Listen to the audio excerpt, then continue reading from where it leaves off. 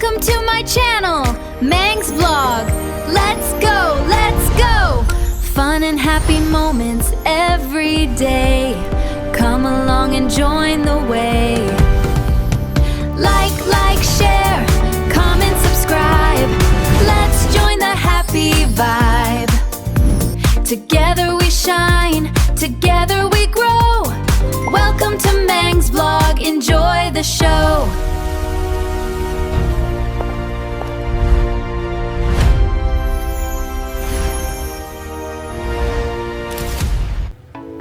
Hi everyone, it's me Mang's Vlog again. For today's video guys, I'm going to cook a tofu with egg. So itong tofu guys is breast tofu yan. Isang slice binili ko sa market, sa wet market. And then yung isang slice hiniwa ko sa 3 piraso. And then yung bawat piraso hiniwa ko pa rin sa gitna, and then hiwain ulit ng 3 hiwa. So parang square na yung pinalalabasan. Pero depende sa inyo kung anong size yung gusto nyo. Pero ako gusto ko to para madali siyang lutuin. So pwede din pahaba. So pag gusto na mahaba, pwede na rin yan. So tanggalin natin yung mga extra na para maganda tingnan yung ating niluluto o yung ating na-slice. So gayon lang. And then may isa akong itlog na mag-mix ng isang itlog, and then ibuhos natin sa ating hiniwang tofu. Yan, yung itlog ko is Japanese egg yan, kaya masyadong yellow kasi gusto ko yan para maganda yung kulay ba. Yan, Japanese egg is very yellow yung egg yolk na. So maganda tingnan. So ayan na, inis lang natin ng paganyan. Pwede nyo rin hayaan na lang natin dyan muna. And then mag-prepare tayo ng ating mga ingredients. Yan, yung ingredients ko, nahiwa ko na yung garlic. Mayroon akong 2 kwale ng chili. At ito yung tauban. Chili tauban yun. Pampalasa. Medyo hindi masyadong maanghang. Kunting anghang lang yan. Pero dapat lagyan nyo ng ganyan para masarap yung nagbibigay siya ng lasa sa inyong tofu. Yan. So, and then, mag-prepare tayo ng ating mantika para i-fry yung ating niluto. And then meron pala ako ng spring onion at saka cilantro kasi pampalasa din yan, and then nabigay din siya ng aroma. So yan na yung ating napainit na mantika. So pag kumulo na, ready na natin yung ating tofu with egg. Yan, kailangan mainit na mainit yung mantika. Kailangan kumukulo yung mainit na ating mantika na para sa ating tofu. Yan, so ibuksan natin yung ating tofu.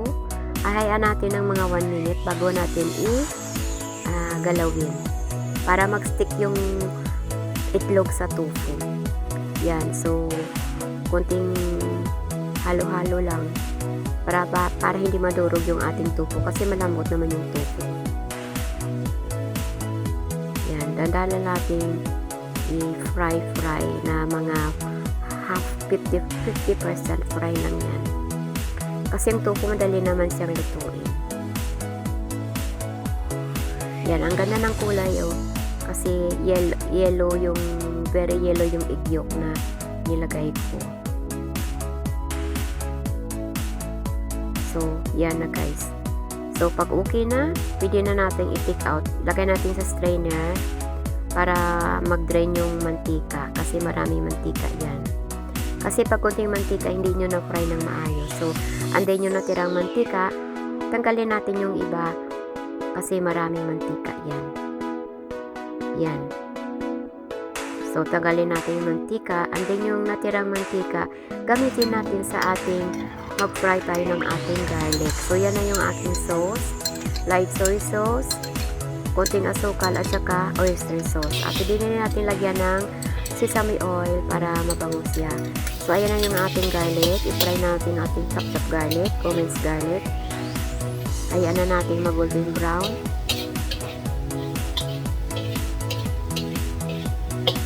Yan.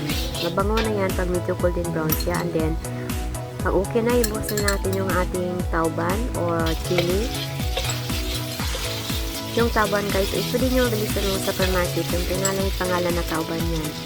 Hindi yun masyadong maanghang. And then, ibusin natin yung ating dalawang kulay na vegetables. Pili ng bell pepper. Green at saka red. Kasi maganda ang kulay niyan. Tingnan nyo guys, colorful. And then, nagbigay din siya ng flavorful sa ating niluluto. Tingnan nyo, makulay yung buhay guys. Tingnan nyo, ang ganda. And then, ibusin natin yung ating tofu. Yan, and then konting halo-halo lang para hindi sa madurog. Yan, and then ilagay ka ng konti sa gilid ng ating sauce. Dandahan lang. Konti lang. Huwag natin ibuhos lahat. And then, haluin ulit. Yung ating apoy is medium to low heat lang siya. Yan, maglagay tayo ulit ng ating sauce. Yan. And then, pwede na rin natin tikman kung ano yung lasa niya. Pwede na nilagyan ng asukal, ng kunting asukal. Yan. Pag masyadong matabang, lagyan natin ng asukal. Depende sa taste ninyo. And then, ibuksan natin natira nating sauce. Yan. Tingnan nyo, ang ganda-ganda ng kulay. Ang kulay yung buhay. And then, lagay na natin yung last ng spring onion at saka cilantro. And then, takpan muna natin para lumabas yung aroma. Yung amoy ba, mabango yan. Yan. So, yan ang Chinese cooking ng maraming Chinese cooking na tofu. So, yan ang tofu with egg. So, ayan na, i-transfer na natin sa ating lagyan. And then, ready to serve na. Yan, ang ganda guys. Thanks for watching. So, if you like my videos, please share to your family and your friends. Thank you. Until next time. Salamat sa panonood, mga Kamangs Vlog. You like and subscribe. Tara na't sumabay sa saya't kwentuhan. Araw-araw tayo'y buhay.